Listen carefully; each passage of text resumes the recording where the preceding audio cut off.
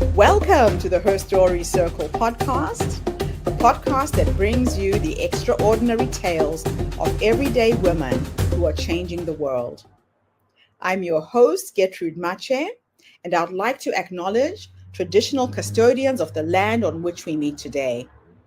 I also like to pay my respects to elders, past, present, and emerging. Every week, we dive into the lives, challenges, and triumphs of women from all four corners of the globe. We're here to inspire, enlighten, and connect, sharing stories that uplift and empower. So grab a cup of coffee, settle in, and join us as we explore the incredible journeys of women shaping our future. This is Her Story, where every woman's voice matters. Hello, everybody, and welcome back to the Her Story Circle. This is Gertrude Mache here in beautiful Melbourne, Australia. And today I am graced with the presence of yet another creative woman. Welcome, welcome, welcome to our tribe. Please tell everybody your full name, where you're based, and share your story with us today.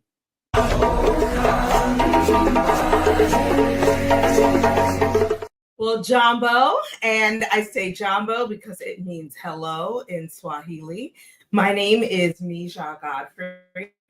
I am living right now in beautiful Atlanta, Georgia, in the United States. I am from New Jersey, also in the United States, where I lived for about 6 years until my mom and I moved in with my grandmother in Kentucky. And I was there until I was about 10 years old. And then my mom, my stepdad, and I headed out to Southern California. And that's where I spent the rest of my time growing up. I lived there until I went to college. And I went to college at Wellesley College in Massachusetts. Woo woo, women's colleges, where I had an absolutely wonderful experience and lots of adventures there. I majored in Spanish and in urban studies because I was just always interested in sort of how do cities grow and how do we arrange ourselves as sort of a civilization. And Spanish because my dad is from Panama and I always wanted to be more fluent in Spanish. And because I feel like if you don't understand the language, it's really hard to understand the culture. And so I've spent almost, 30 years now trying to learn Spanish. So I do pretty well, but I'm teaching my girls much, much earlier than I started. I do have 3 little girls. They are 13 somehow, 13, 9, and 4. And we all live together here with my husband in Atlanta, Georgia. Career-wise, I started out as a lawyer. I learned about sort of Black civil rights lawyers as a very young child. My mom and grandmother and I one night were watching TV during Black History Month, and Martin Luther King's I Have a Dream speech was on. And we're all sitting around, the one TV, it's the 80s, watching what's his speech. And he keeps talking about Negroes. And I'm thinking to myself, what in the world is a Negro? So I turned to my mom and I'm like, Mom, what's a Negro? And instead of just telling me, you child, instead she opened up just a world of literature and history to me. She and my grandmother and my great-grandmother were all teachers. And they taught between them 120 years. So my mom, as a teacher of English and drama, she gave me all of these books of poetry and essays and history about sort of the development of Black culture in the United States and the development of the Black struggle for freedom in the United States. And, when I discovered Thurgood Marshall, I put a cape on him. He was my hero, right? He was my Superman. And so that's what I wanted to be. Plus, everyone told me that I talked a lot, so I should be a lawyer. So that's how I ended up going to law school. I went to Yale Law School and had a really great time. Some fantastic friends that I met there. And after graduating, I went to work for a big law firm in New York City. And my plan was I'm going to learn about real estate law, and then I'm going to use that to become an affordable housing developer. Well, I didn't become an affordable housing developer in New York, but my now husband, my then boyfriend, is from Atlanta. And he said, listen, I'm not staying in New York City. And I was like, here, understood. So he wanted to go home to Atlanta.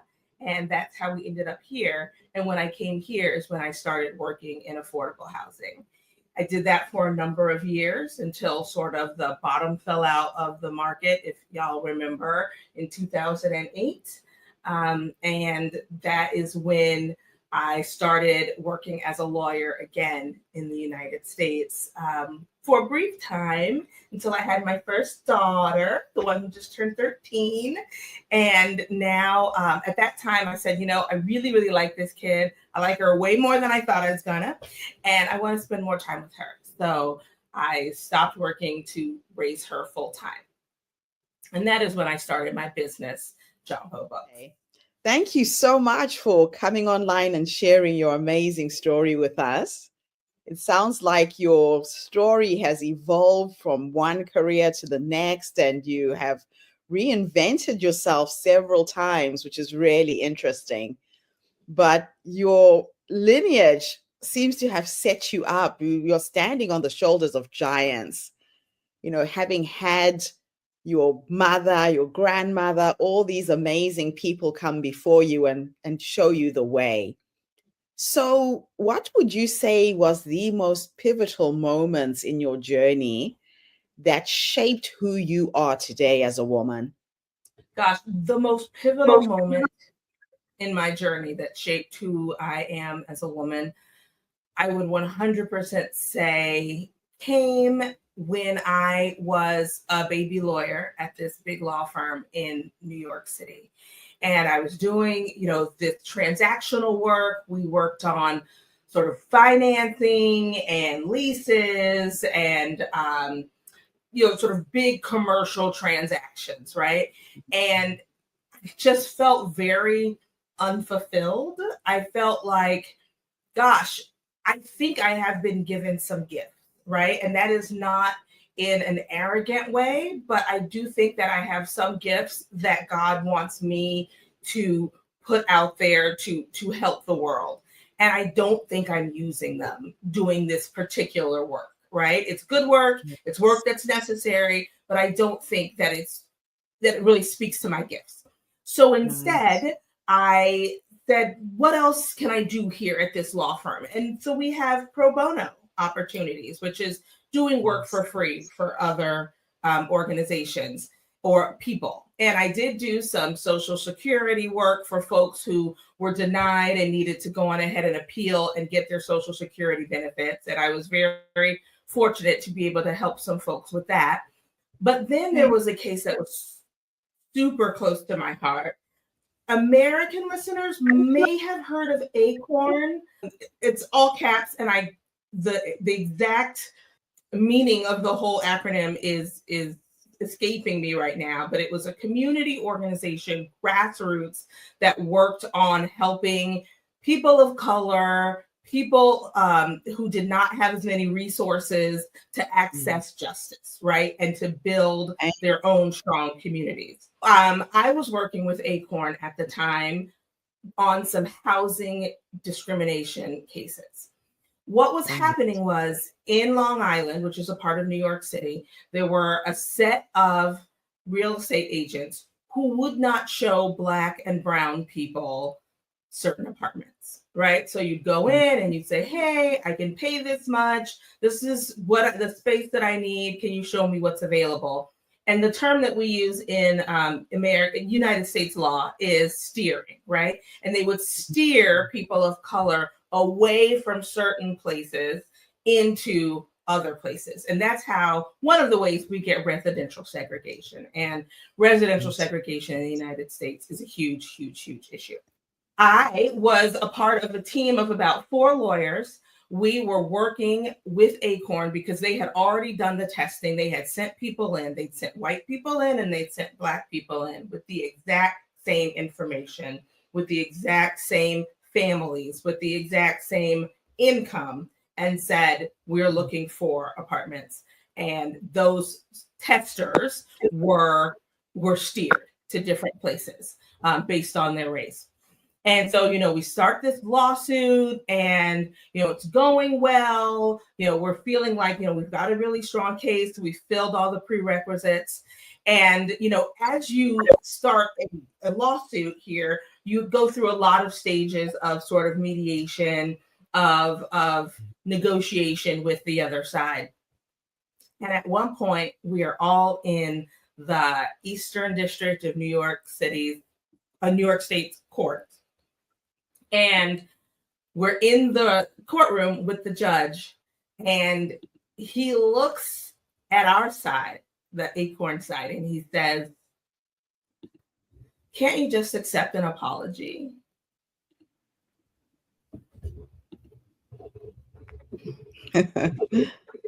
An apology? Like they took my bagel? These people, we are alleging, violated the Fair Housing Act of 1968. Yes. They have broken the law, and you want us to accept an apology.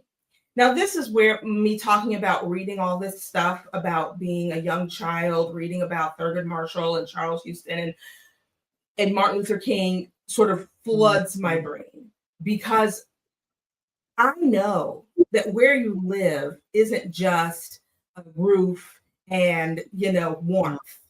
Where you live, particularly, again, in the United States for foreign listeners or for listeners not in the United States, it says, where can I go to school? Yes. How am I going to get to work? Where do I get to work? Who do I know? And those things are incredibly important for building a life and coming up through the class system, right? Mm-hmm. And so if you tell my mother, because that's what I was thinking of, I'm Black, my mama's Black. If she had showed up to one of these realtors and they had put us somewhere that they thought we belonged, then they could do that to my very own mom, right? Yeah. They don't know her. They don't know that she's highly educated. They don't care. They don't care. And so for you to say apologize for racism undercuts everything that people have been fighting for hundreds of years in this country. For you to say you're sorry spits in the face of Martin Luther King Jr., who the only time he was ever attacked during a march was in Chicago, in the North, when he was marching for housing rights, for fair housing rights, because people were so afraid, because they know that where you live is powerful, and they didn't want people like me to have that power. To listen to you talk about this right now, especially in line with what's going on with all of this, the new Trump era that has come into office and into play, it's almost like they are trying to undo years and years and years of work that has brought just a little bit of equality, not everything, but a little bit. These are very, very, so that was a real turning point for you. Yes, it absolutely was. And, the Trump administration is clearly and very openly trying to take us back. When they say make America great again, they don't mean from 1992. They mean from 1952, 1942. So they absolutely are trying to unwind all of the strides that we have made. Yeah, it's shocking. How do you incorporate the principles of diversity, equity, and inclusion and belonging into your personal and professional life? Well, sure. My professional life is literally all about diversity, equity, inclusion, and especially belonging. I work specifically with parents and teachers to help to create environments either at home or at school where all children feel that they belong. And I work with them to teach them how to talk about race because it's so important that we talk about race. It's so important that we talk Yes. about our differences because if we don't, we are telling our children very clearly what is important and what is not, right? We tell our kids stories every day. We read our children stories every day, and they know who's in the stories. They know who's not Yes. in the stories. And the stories we tell our kids what's important and what's not. Yeah. The Yeah. stories we tell our kids what is okay to talk about and what is not okay to talk Yes. about, right? Yeah. So if we only tell stories about a certain group of people and nobody else shows up, then those kids know who don't look like that group of people, who don't identify as that group of people, they know that their stories are not important, are not worthy of being spoken about. I started Jombo Books, which is my children's book subscription company, and we send our Yes. subscribers books that star children of color in fabulous fiction stories. And the purpose of that is to allow parents of color to invite these stories into their homes to give their kids this sense of confidence, this sense of self-esteem that your story is worthy and valuable, and no, you don't have to live in a specific country in Africa to feel like you belong. No, you don't have to live in a small village in China to feel like you belong. You belong right here, and you Where can you are. bloom where you're planted. I love it. Stories are so powerful in instilling beliefs about oneself. And there's a proverb that says, until the learner learns to write, the hunter will always be the victor. So until we learn to write our own stories, read our own stories, history will always be told to us through the lens that isn't our own. So I absolutely love what you're doing with your books. It's incredible. So can you discuss a community project or an initiative that you're particularly proud of and the impact it's had? Oh, yes, absolutely. What I have sort of transitioned into, that's Mm. why my title says Jombo Books and Jombo Together, is Jombo Together. And what Jombo Together is it's bringing parents and teachers together so that we can support each other on this journey of building a more just society, a more vibrant and diverse society, and one in which we can all feel we belong. So I'm very excited that I have started giving presentations both to, I call them baby teachers, like I was a baby lawyer, because these are students who are learning to be teachers, right? And so I go and I present to them on how you use books to teach about diversity, to give children language and vocabulary to talk about what they see so they don't feel like it's embarrassing or taboo to say somebody is brown skinned. I mean, those of Yeah. us who are brown skinned, we're pretty for it. Like, we're pretty excited about it. We're proud of it. Oh, it's pretty. Melon popping, right? But if Oh, you I say, love oh, it. shush, you can't say she's black. Well, what's that? I'm ashamed, right? But if we can't talk about it, then we're saying that it's something to be ashamed of, right? So Yes. I'm teaching Yes. student teachers, I'm teaching teachers in nursery schools and elementary schools. How do we use children's literature to celebrate the whole person, to notice the whole person? Do they get around differently?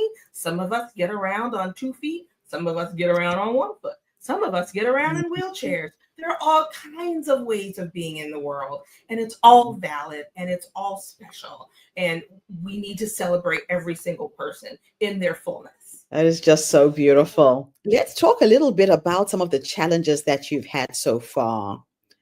Share with me challenges you've had in your career and your personal life and how you've overcome them. So I would say that that first real breaking point challenge was in that law, in that courtroom, right? When the judge asked us if we could just uh, accept an apology and let the whole thing go. We did not. But on the way home, the way things worked in New York firms at that time was you got these big black cars because nobody had a vehicle in Manhattan. So you got these big black cars that would take you where you needed to go for client work. So I was in the back of a black car on the way back to the law firm in Manhattan from Long Island. And I cried the whole time. I was screaming angry. I was so upset. I couldn't believe that this man had just taken centuries of fighting and said, accept an apology. I felt so small. I felt so hurt. And I said, I'm not doing this anymore. My feelings are hurt. I can't have my feelings hurt like this. I am too sensitive. I'm not doing it anymore. And I didn't for a very long time. I said, I have to stay out of racial work, racial equity work, because I couldn't get my feelings hurt. But what I learned, and this is something that I also teach people, is that when we center our own feelings, we jettison the future. Because we're too afraid of getting our feelings hurt or feeling vulnerable, we forget about the vision that we were fighting for the whole time. And for me, that vision is wrapped up in my kids. Like I said, I have these 3 little girls, and they need to know that they live in a place that supports them.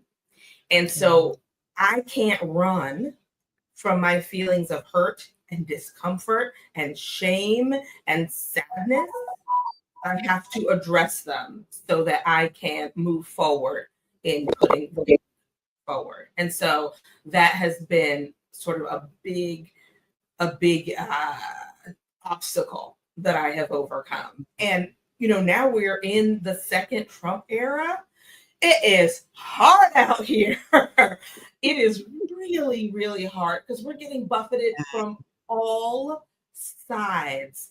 And people who are against a fair and equitable United States are incredibly emboldened. And they are making huge strides with the support of our government, with the support of our judiciary, and with the support of the huge administrative apparatus of the United States. But we cannot be afraid. A friend just sent me a text message yesterday that there's, talk on the horizon of jailing DEIB, like me, practitioners, right? I'm going to jail. I'm going to jail. But that's meant to scare you. That's meant to silence you. And I am trying to lean on my ancestors who had it much worse than I did. Struggled much more and still said, not today. I am a full person worthy of respect. And I am going to live into that. So that's what I've been trying to do. And the beautiful thing is you stand on the shoulders of those giants. Everything they went through led to the point that your life would be better. It's an incredible thing to watch. So I lived in Albuquerque, New Mexico for a while. I came to the United States when President office, and I was there when the first transition changed and Trump came into office. And I remember 3 days after the elections, they came onto the university campus and graffitied the whole university, "Niggers go home." I used to hear about race relations issues in the US. I've experienced it firsthand. I was there. It got to a point where by 2017, when I left, I couldn't walk to my car at night if I was lecturing in the evening. I had to be escorted by campus security. It wasn't safe for Black professors to walk to their vehicles in the evening. And I mean, this is a few years ago. And now this thing has come back again. And what really scares me is he has got Elon Musk is one of the most racist human beings on the planet. His family is from apartheid South Africa.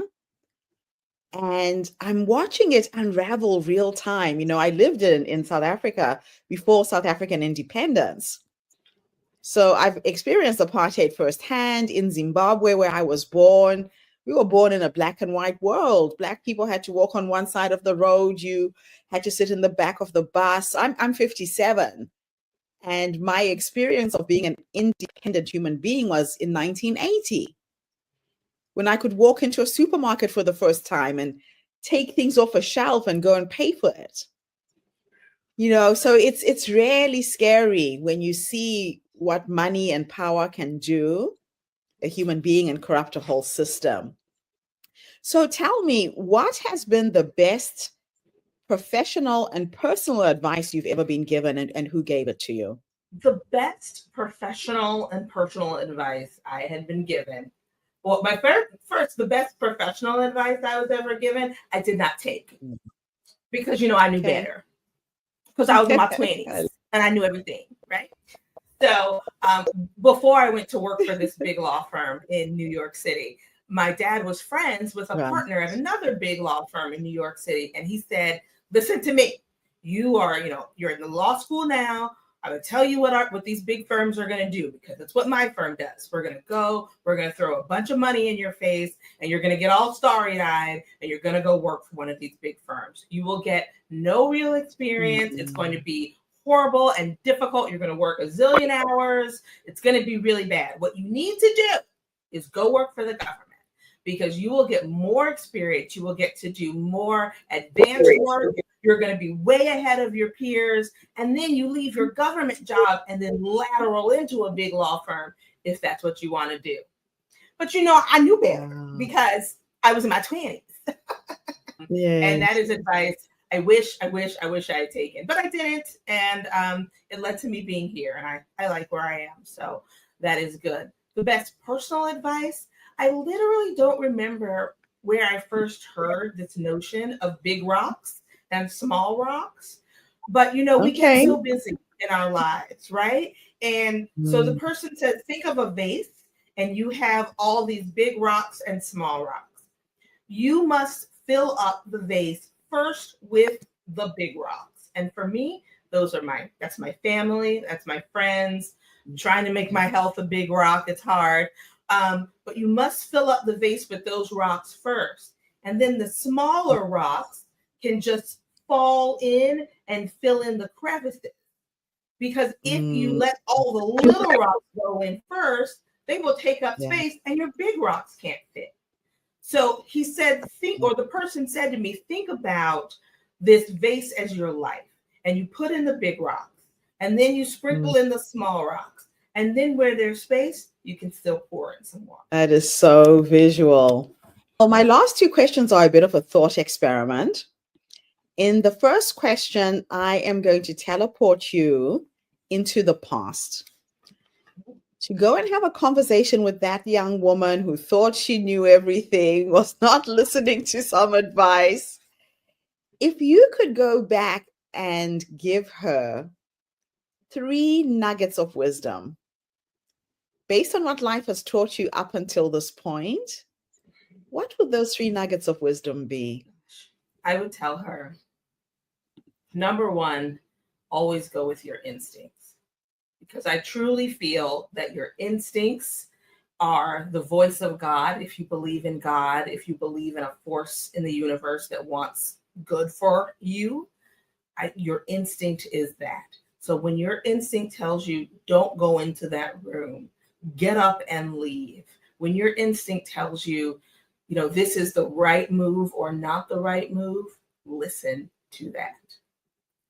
I would further tell her the second thing is, girl, you got it. Okay? You are smart enough. You are good enough. You are pretty enough. Don't let these people throw smoke in your face. There are so many people out there who will try to tell you that you are not smart enough, that you are not good enough, that you don't belong in this space. baby, you are put where you belong, and you need to fill the space that you are in. And the third thing I would tell her is to be gentle with yourself, because you're going to make mistakes. We all do. It is human, it is natural, but try not to tear yourself down wholly because of one mistake. Because life is not about getting everything right, it's about continuing to get up. So those are the three things that I would tell my younger self. And I think if I could tell myself something even 10 years ago, I would say spend the most time possible with your family, because you don't know how long you're going to have these wonderful people around you. And when you get an opportunity to go and spend time with them, work is not going anywhere, but time does take the people that we love. So spend time with the people that you love, girl. Those are the things I would tell myself. Now I'm going to teleport you into the future. And we are going to sit with a 90-year-old you. And she's sitting in her rocking chair, surrounded by her children, her grandchildren, whoever is with you at the end. Mm-hmm. If you could teleport into the future to meet this wise woman who's led you up until this point, yes. What will you say to her when you finally meet her? I think the first thing I would want to do is give her a high five, because I have always wanted to be an old Black woman. Like, seriously, when I was living in Kentucky, I just adored the older Black women who were around me, my grandmother's friends. They were just such wonderful, strong, incredible, supportive women. I just wanted to be them. So first, high five on getting to be an old Black woman, Mijha. We made it. And then I would say, look where we have come from. I'm so grateful that we made it here. We made it through so many obstacles. We made it through so many scary times. And I'm so grateful for the life that we have built, for the people that we have around us, our family and our friends. I'm going to put this into the universe that my child who has disabilities will be in a place where she can live independently and enjoy her life independently by the time I'm 90 years old. I hope that my husband is rocking right along next to me. I hope that we are holding hands and that we are happy in what we have created. Thank you so much for coming online and sharing your story with us today. I love your energy. I wish you build an army of little Mijhas out there who are going to take on what's coming. And thank you for your work. This has been an absolute pleasure. Well, thank you so much. I've had a great time this afternoon. And thank you to everybody who's tuned in. The Her Story Circle is not just a podcast. We are a social impact movement that brings you the stories and voices of women from all over the world. We share our stories to uplift you, to inspire you, to energize you, but most importantly, to take you from where you are now to where you're trying to go. So tune in again tomorrow when I interview yet another amazing guest. In the meantime, have a fantastic day, morning, or evening, wherever you are in the world, and bye for now. Thank you for tuning into the Her Story Circle podcast. I hope today's story has inspired you to believe in the power of our stories and the difference you can make in the world when you use your voice. I'm Gertrude Mache, and it's been an honor to share this space with you, where voices from all walks of life come together to weave a rich tapestry of diverse perspectives. Don't forget to subscribe, rate, and review our podcast to help us share these stories with more listeners. Follow us on social media by looking for the Her Story Circle podcast for more updates. And join us tomorrow for another episode filled with courage, resilience, and empowerment. Remember, your story matters, and And together we're building a stronger, more inclusive world. Until next time, keep